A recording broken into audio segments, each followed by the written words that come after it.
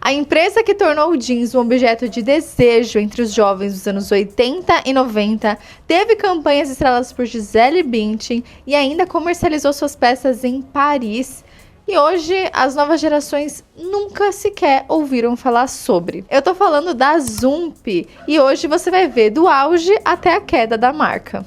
Mas antes, deixa eu me apresentar primeiro. Eu sou Mariana Quintas e aqui a gente fala sobre tudo que envolve o universo da moda, fofoca, histórias da moda, que se depender desse canal, elas nunca serão esquecidas. Fundada em 1974 por Renato Kerlakian, a Zump nasceu em um momento onde um certo mercado não estava sendo tão explorado, o jeans. E trazendo um pouco do contexto histórico do Brasil naquela época, o Brasil tinha uma economia fechada, com poucas referências internacionais chegando até o consumidor. O jeans, de fato, ele já existia, mas ele era muito associado a uniforme de trabalho, a uma roupa mais casual. E o Renato enxergou nesse tecido uma oportunidade de construir algo completamente diferente. O Renato é filho de uma família armênia que trabalhava no ramo têxtil, sendo proprietários de uma grande loja de cachemir no centro de São Paulo. Então, o Renato cresceu cercado por tecidos. E antes de entrar no mundo da moda, ele passou pelo mundo da publicidade, pelo turismo e também se formou em direito, o que acabou trazendo muito repertório e noção de mercado. Foi na famosa Galeria Ouro Fino, na Rua Augusta, que eu falo um pouco sobre ela no meu vídeo da Rua Augusta, que eu vou deixar para vocês assistirem aqui nos cards, que o empresário estava vestindo uma certa camisa quando passou uma moça e ficou encantada com a camiseta dele, o que rendeu a ele a sua primeiríssima encomenda.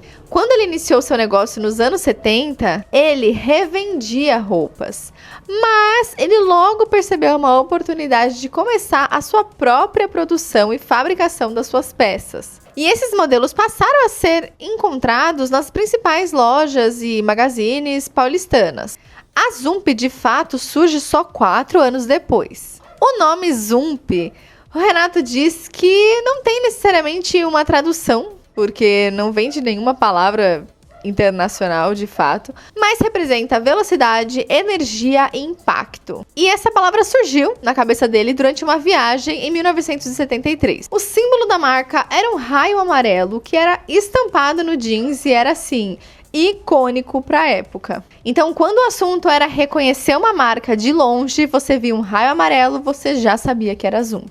As primeiras coleções da Zump tinham vestidos, saias, chemises, que eram confeccionadas em denim, que é o jeans, onde ele explorava possibilidades que não eram tão comuns no mercado brasileiro. Mas foi em 1976 que os primeiros jeans começaram a surgir e que rapidamente se diferenciavam pelo caimento perfeito das peças. O Renato acreditava que ninguém deveria comprar um jeans e ter que levar em uma costureira para ajustar ele melhor no seu corpo. Então, para resolver esse problema, a Zump passou a ter mais numerações do que o normal e numerações paralelas. Então, ao invés de eles seguirem uma tabela, de 32, 34, 36, 38, 40, que normalmente sobe de 2 em 2, eles tinham modelos ímpares. Então, assim, os tamanhos poderiam ser, por exemplo, 41, 37, porque cada modelo era para um corpo diferente, para tentar se ajustar aos mais diferentes corpos perfeitamente, sem você precisar levar em algum lugar para ajustar.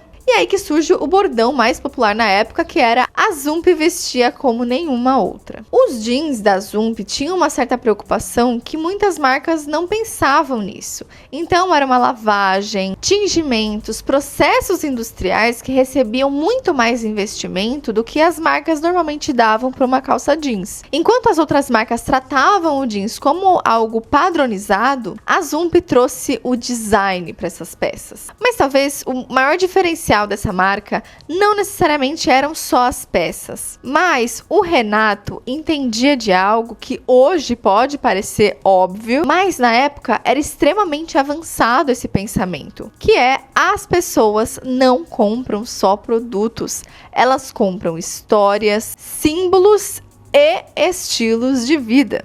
Então, décadas antes da palavra branding se tornar tão hypada quanto nós ouvimos hoje em dia, a Zump já construía uma identidade visual consistente. Então, tudo na loja era muito pensado. O projeto arquitetônico, as vitrines, a trilha sonora, a comunicação visual, os catálogos, desfiles, campanhas, tudo obedecia à mesma lógica estética, o que fazia trazer a sensação de ser uma marca jovem, urbana, ousada e cosmopolitana. O que ajudou a consolidar a marca ainda mais foi quando, em 1979, que a empresa realizou um desfile que veio a ser um dos mais comentados na época. Ao invés de apresentar um desfile em uma passarela convencional, que assim era o que todas as marcas faziam na época, a Zump escolheu a Gafieira Sandália de Prata em São Paulo, que era uma famosa casa de samba e que na época foi visto como muito provocativo. Naquele tempo, os desfiles eles eram muito formais. Eles tinham presenças só de quem entendia do mercado, um ambiente muito controlado e era voltado muito para compradores ou para imprensa especializada na época. Então, levar a moda para um lugar nada óbvio como uma casa de samba significava de certa forma romper esse protocolo, o que trazia realmente essa característica da Zump de ser uma marca mais ousada. Cerca de 900 pessoas apareceram para conhecer a coleção Sexy Jeans da Zump, e esse evento foi o que trouxe uma característica que acompanharia a marca durante décadas: a vontade de desafiar o convencional. Então, nos anos 80, a Zump deixa de ser só uma marca sobre jeans para se tornar um fenômeno cultural. Até porque é nessa época que a televisão brasileira começa a passar por uma grande transformação. Então, as novelas começam a ditar a tendência de moda em uma escala nacional. Artistas de TV começam a se tornar grandes influenciadores, o que aumentou esse consumo e essa vontade de consumir mais sobre moda. E a Zump aproveitou muito bem esse momento, até porque as peças começaram a ser usadas por atores, músicos, celebridades, ajudando ainda mais a associar, esse estilo de vida que a Zump queria atingir. Então, vestir Zump era fazer parte de um grupo específico. Era uma marca realmente aspiracional entre adolescentes e jovens adultos de uma classe média para alta. E em muitas escolas e universidades, você usar uma calça Zump, ter aquele raiozinho amarelo estampado em alguma parte da sua roupa, era sim demonstrar um poder de consumo com muito bom gosto. Mas o que acontece quando uma marca começa a ser muito desejada? Falsificação. E no auge da Zump, ela enfrentou diversos problemas por conta da falsificação dos seus produtos. As réplicas, com o famoso raio amarelo estampado em vários tecidos de péssima qualidade nos camelôs, lojas de rua, principalmente de qualidade inferior, começaram a ser vendidas por aí. Até chegou num ponto da Zump criar uma campanha específica falando sobre as peças falsificadas e alertando o consumidor e mostrando a diferença de um produto, do porquê um produto Zump era diferente de um produto falsificado. E assim, poucas marcas brasileiras enfrentaram um nível de pirataria como a Zump enfrentou. E isso mostra o quão forte ela era realmente no nosso mercado nacional. Nos anos 90, a Zump entrou na sua fase mais sofisticada. Enquanto as marcas nacionais na época produziam campanhas extremamente comerciais, a Zump passou a investir pesado em uma equipe criativa internacional, como o fotógrafo Mário Testino, que é um dos maiores nomes da fotografia, já fotografou artistas, desde a Bruna Marquezine até o Justin Bieber. Também teve a editora francesa, antes de assumir a direção editorial da Vogue Paris, Karine Reutefeldt, e a direção de arte, Stefan Gunn, que viria mais tarde a ser fundador da revista Visionaire. E chamar esses grandes nomes, de peso para fazer parte das campanhas da marca aproximou ainda mais a Zump dos padrões visuais de uma grande maison na Europa, elevando o desejo para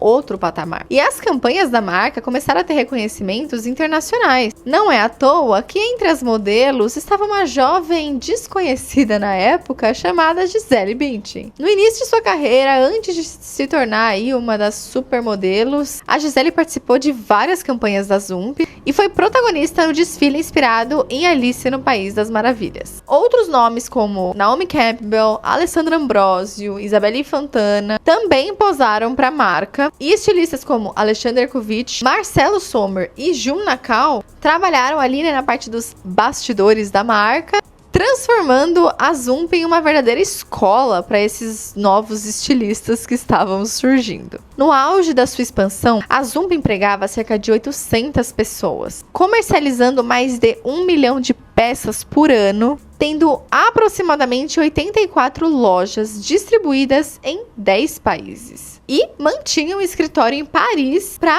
ajudar nas operações internacionais. E além das suas redes próprias e franquias, a marca também comercializava centenas de lojas multimarcas no Brasil e fora do Brasil. Você podia encontrar a Zump em importantes varejistas lá de fora da Europa, da Ásia, dos Estados Unidos, como Bergdorf Goodman, Neiman Marcus, Harvey Nichols e outras boutiques espalhadas pelo mundo, mostrando para o mundo que o Brasil podia sim produzir moda de alto valor agregado. Foi nessa época também que surge a Zapping, que era uma linha para atender consumidores mais jovens, mas sem comprometer o posicionamento premium da Zump, que é uma estratégia semelhante adotada por grifes internacionais. Mas o que levou à queda? O final da década de 90 foi marcado por grandes mudanças econômicas no Brasil. A abertura comercial, iniciada anos antes, tornou a entrada de produtos estrangeiros no país muito mais fácil. Então, marcas internacionais que eram praticamente inacessíveis passaram a disputar diretamente o consumidor brasileiro.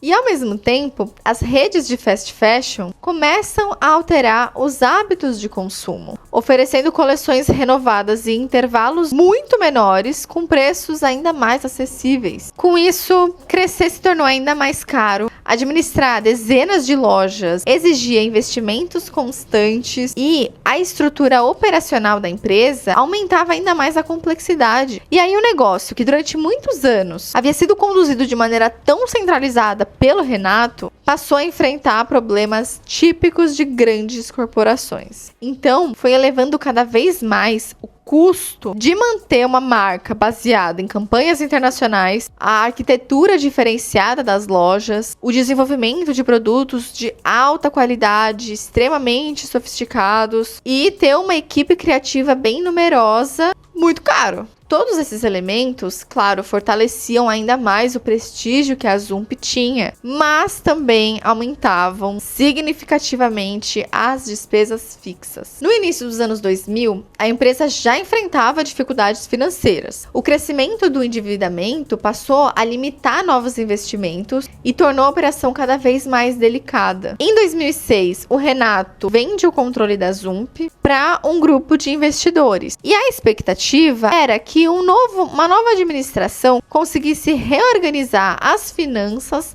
preservando a identidade da marca. Mas essa mudança não teve os resultados esperados e esse novo comando entrou em um mercado muito diferente daquele que foi o que impulsionou o crescimento da Zump. O brasileiro, naquela época, se tornou muito mais sensível ao preço. Os concorrentes internacionais ganhavam cada vez mais espaço e o varejo de moda passou por uma rápida transformação. Foi passando o tempo, a situação financeira continuou se deteriorando e em 2009 a empresa entra em situação de recuperação judicial. Muitas lojas foram fechadas, os fornecedores deixaram de receber pagamentos e a operação foi sendo reduzida progressivamente. Em 2010, a maior parte das unidades já haviam sido encerradas. E para uma geração inteira de consumidores, parecia que era o fim de uma marca que marcou tanto a vida de quem foi jovem nos anos 80 e 90. Mas, em 2016, a marca voltou ao noticiário quando Alberto Riar, fundador da Cavaleira, adquiriu os direitos de exploração da Zump e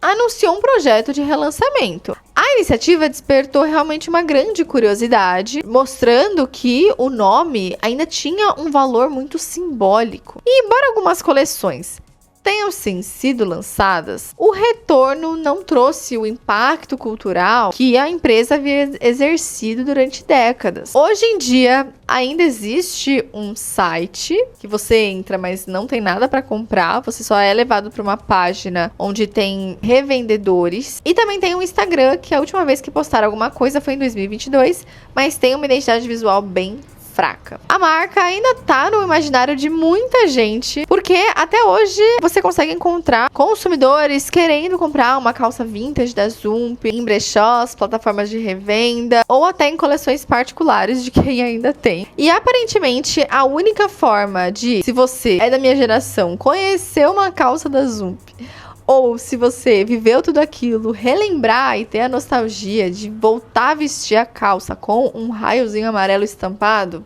é na Privalha, que é uma plataforma de revenda que normalmente eles compram estoque, mas eu acho que eles traçaram uma certa parceria, talvez ou para comprar um estoque antigo que já existia, talvez nessa época, né, dessa tentativa de relançamento da marca, ou talvez eles estejam fazendo produções específicas para a Privalha, não dá pra saber muito bem. E essa é a história da Zump. Eu quero saber a sua relação com a marca. Se você que era da minha geração, anos 2000, você já tinha ouvido falar na Zump? Eu confesso que eu só ouvia pela minha mãe, que ela falava que ela amava as calças da Zump, que era assim, o auge usar na época dela. Mas é isso, gente. Eu espero que vocês tenham gostado desse vídeo. Se você gostou, não deixa de se inscrever no canal, compartilhar com aquela pessoa que amava as calças da Zump e deixar o like nesse vídeo, que é muito importante pra mim. Vocês não têm noção da diferença que faz na divulgação dos meus vídeos, que não trabalho pra caramba pra fazer. E um beijo e até o próximo vídeo.